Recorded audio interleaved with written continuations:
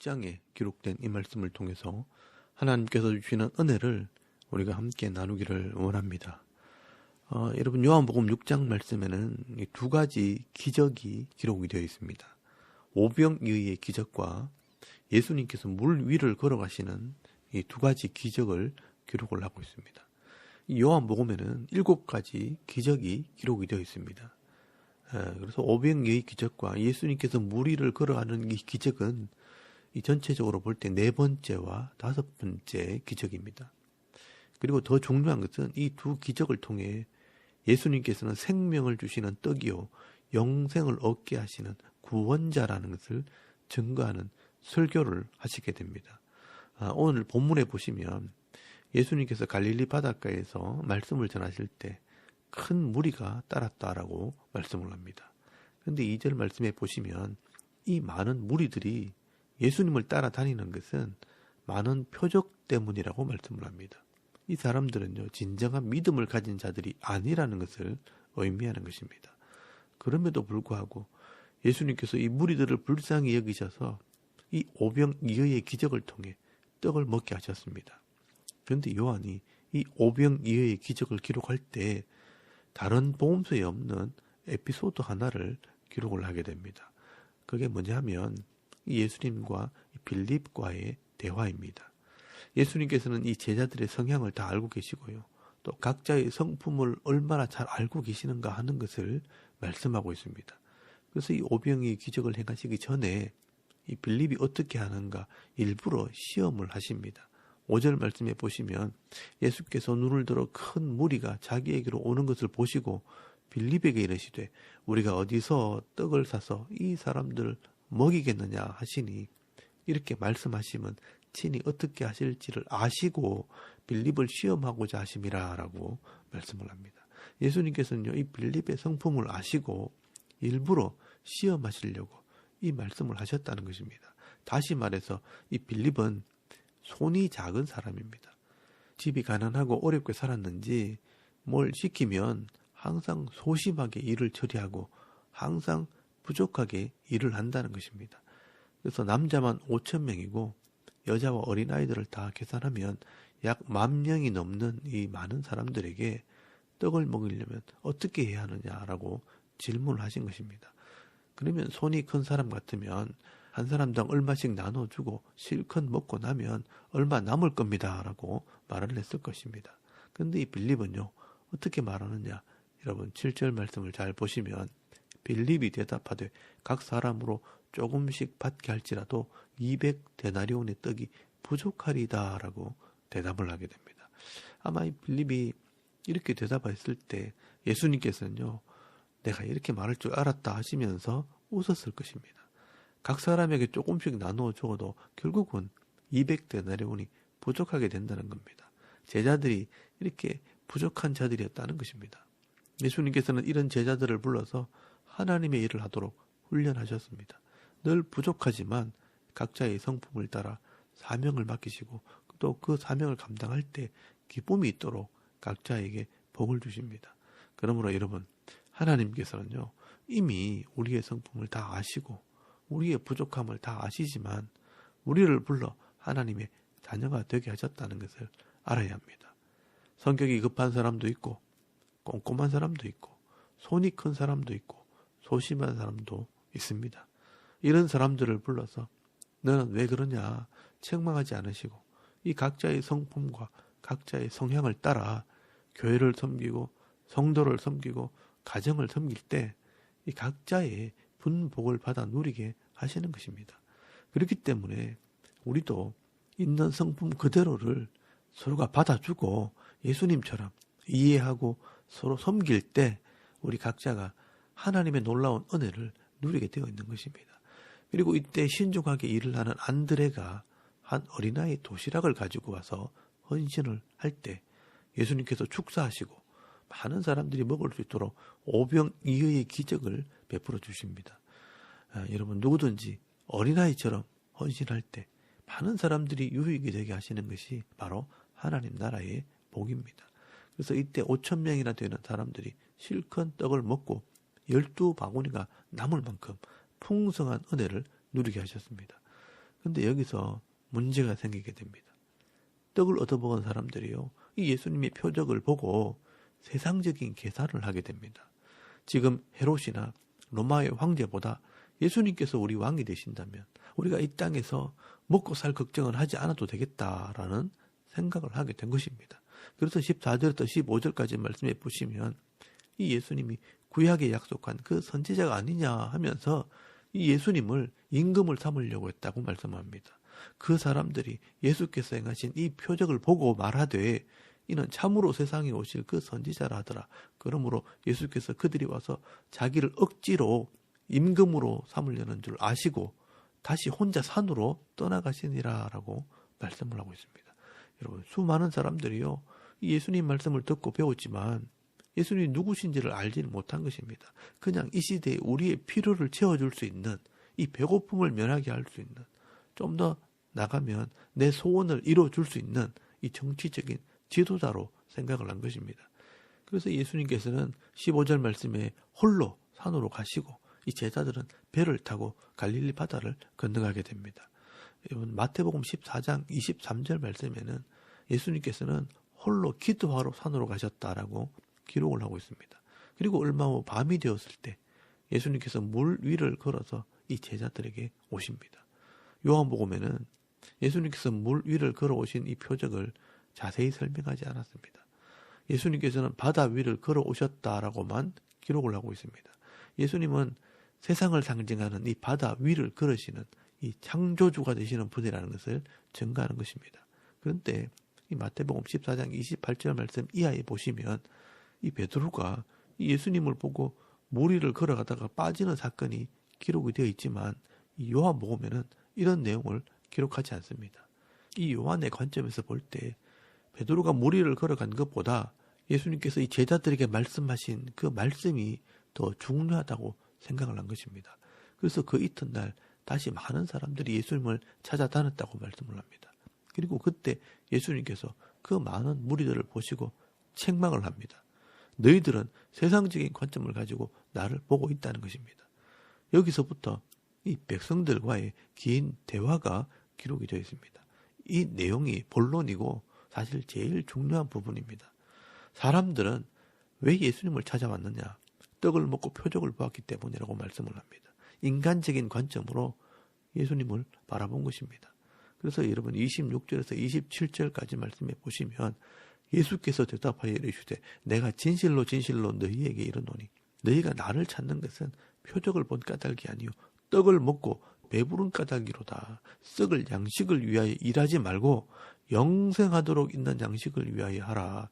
이 양식은 인자가 너희에게 주리니 인자는 아버지 하나님께서 인치신 자니라 라고 말씀하십니다.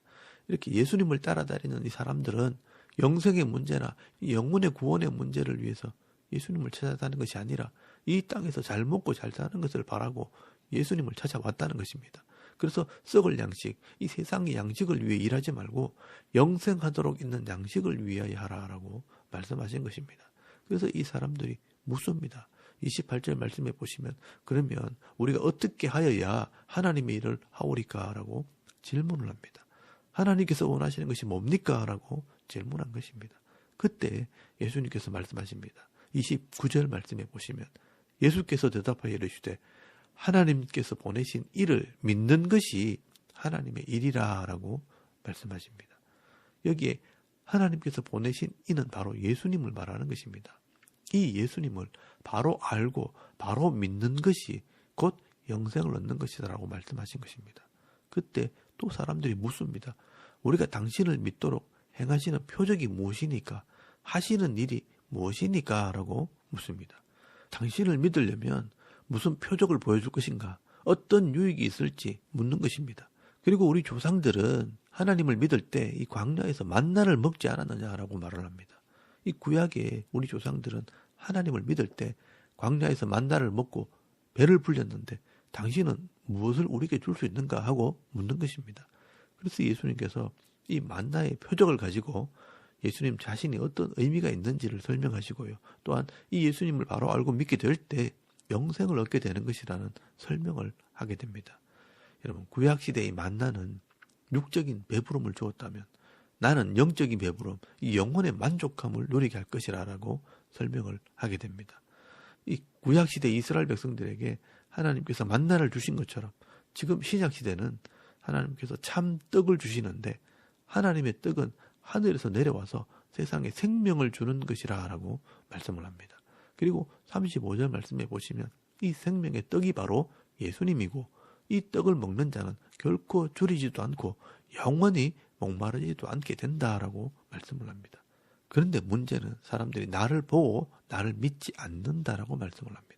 예수를 믿는 것이 쉽지 않다는 것입니다. 이 구원이나 영생이 눈에 보이는 것이 아니기 때문에 이 믿음을 가지기가 쉽지 않다는 것입니다. 그래서 예수님께서는 내가 주는 것은 영적인 복이라는 것을 설명하기 시작합니다. 하나님의 계획은 예수님을 이 땅에 보내서 죄의 문제를 해결하고 예수를 믿는 자들에게 영생을 주시는 것이라는 겁니다. 그래서 39절 말씀에 보시면 나를 보내신 이 하나님의 뜻은 내게 주신 자 중에 내가 하나도 잃어버리지 아니하고 마지막 날에 다시 살리는 이것이니라. 내 아버지의 뜻은 아들을 보고 믿는 자마다 영생을 얻는 이것이니 마지막 날에 내가 이를 다시 살리리라 하시니라 라고 말씀을 합니다. 여러분, 이 하나님의 뜻, 이 하나님이 원하시는 것, 이 하나님의 계획이 뭔가 잘 보시기 바랍니다. 이 아들 예수님을 믿는 자마다 영생을 얻게 하고 마지막 때에 다시 살리는 것, 구원하는 것이라고 말씀을 합니다. 그런데 예수님께서 하늘에서 오셨다는 것과 예수님을 믿으면 영생을 얻는다는 것을 사람들이 믿지 않는다는 것입니다. 그래서 41절 말씀에 보시면 유대인들이 예수님께서 하늘에서 내려온 떡이라고 할 때 서로 수군거리면서 이 일을 제기합니다. 예수님이 하늘에서 내려온 생명의 떡이라는 것이 이해가 되지 않는다는 것입니다. 아니, 이 예수님은 요셉의 아들이고 분명히 사람의 아들인데 자꾸 하늘에서 내려왔다라고 한다는 겁니다. 그때 예수님께서 말씀하십니다. 구약에 기록된 이 말씀을 믿지 않고서는 이 예수님을 믿을 수 없다는 것입니다. 45절 말씀에 보시면 선지자의 글에 그들이 다 하나님의 가르치심을 받으리라 기록되었은 즉 아버지께 듣고 배운 사람마다 내게로 오느니라 라고 말씀을 합니다. 이 하나님 말씀을 배워서 믿음을 가지고 있는 자들만 결국 예수님을 믿게 된다는 것입니다. 그래서 중요한 것은요, 이런 하나님의 말씀에 대한 믿음이 없으면 예수를 믿을 수도 없고 예수를 믿지 못하면 결국 영생을 얻지 못하는 것입니다.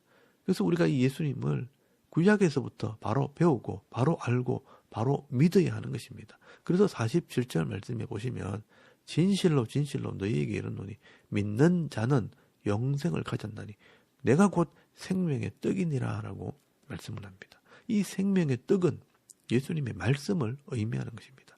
예수님의 말씀을 믿기 위해서는 구약의 말씀을 믿고 있어야 합니다. 그래서 이 예수님을 분명하게 알고 믿게 될 때 죄사함의 문제도 해결되고 영생을 얻기 때문에 부활에 참여하는 자가 되는 것입니다.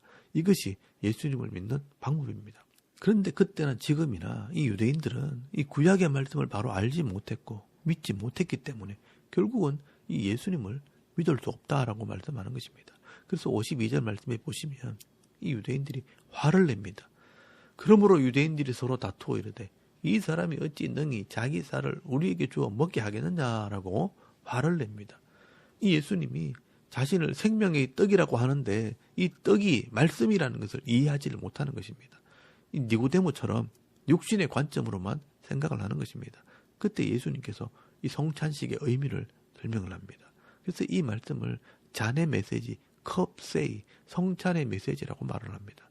53절 말씀에 보시면 예수께서 이르시되 내가 진실로 진실로 너희에게 이르노니 인자의 살을 먹지 아니하고 인자의 피를 마시지 아니하면 너희 속에 생명이 없느니라. 내 살을 먹고 내 피를 마시는 자는 영생을 가졌고 마지막 날에 내가 그를 다시 살리리니 내 살은 참된 양식이요 내 피는 참된 음료로다 라고 말씀하십니다. 예수님의 살을 먹는다는 것은 이 예수님의 말씀이 내 속에 있다는 것이고요. 예수님의 피를 마신다는 것은 이 예수님의 속죄를 믿는다는 것을 의미하는 것입니다.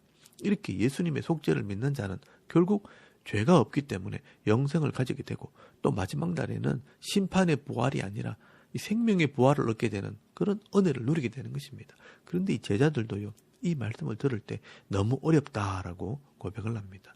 여러분 60절 말씀에 보시면 제자 중 여럿이 듣고 말하되 이 말씀은 어렵도다 누가 들을 수 있느냐라고 말을 합니다. 그래서 예수님께서 다시 한번 설명을 하십니다. 여러분 63절 말씀에 보시면 살리는 것은 영이니 육은 무익하니라. 내가 너희에게 이런 말은 영이요 생명이라 라고 말씀을 합니다. 내가 지금 말하는 것은 생명과 영생은 우리 영혼이 죄의 문제가 해결됨으로 영생을 얻게 되는 것을 말하는 것이라고 설명을 하는 것입니다. 그러나 이런 깨달음과 믿음이 없는 자들은 결국 영생을 얻지 못합니다. 그래서 예수님께서는 이것을 비유로 또 설명을 합니다. 제자들 중에서도 믿지 못하고 영생을 얻지 못할 자가 있다라고 설명을 합니다. 그 사람이 바로 가룟 유다를 보고 하는 말입니다.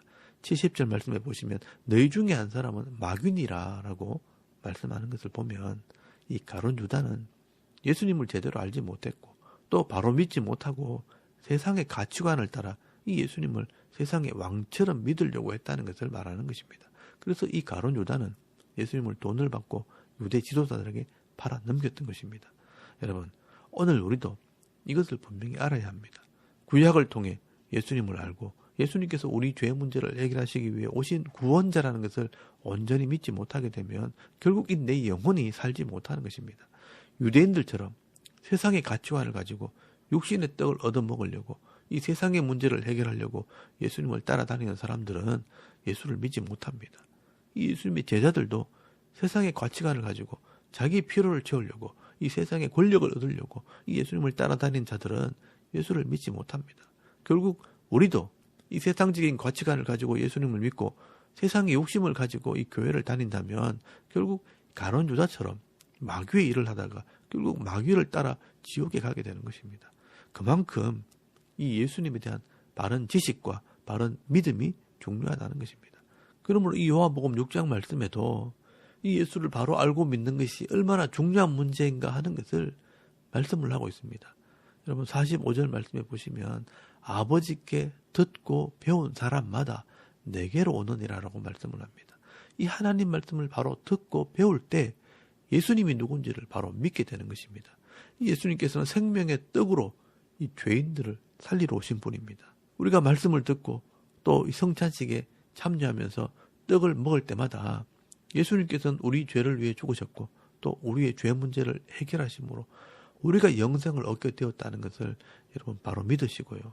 이 땅을 살아가는 동안 예수를 믿고 영생을 가진 자로서 세상의 욕심에 이끌려 죄인의 모습으로 살아가기보다는 하나님 말씀을 순종하는 삶, 나눠주고 섬기는 삶을 살아갈 때 늘 부족하지 않는 이 풍성한 은혜와 복을 받아 누리며 진짜 행복한 그리스도인의 삶을 살아갈 수 있는 저와 여러분의 이런 영적인 삶의 모습이 되실 수 있기를 주의 이름으로 축원합니다. 아멘. 우리 잠깐 기도드리겠습니다. 오늘도 예수를 믿는 믿음으로 이 세상의 욕심에 이끌려 살기보다는 하나님의 나라를 위해 기도하고 섬기는 이 성도의 삶을 살게 하옵소서. 또 나라와 민족을 위해 섬기는 교회와 가정과 이 자녀들을 위해서 또 개인의 기도 제목을 따라 기도하고 오늘 하루 삶을 또 시작할 수 있길 바랍니다. 다 같이 우리 하나님께 한번 기도드리겠습니다. 살아계신 하나님, 은혜를 참 감사합니다. 오늘도 이 아침에 우리가 하나님을 예배하게 하시고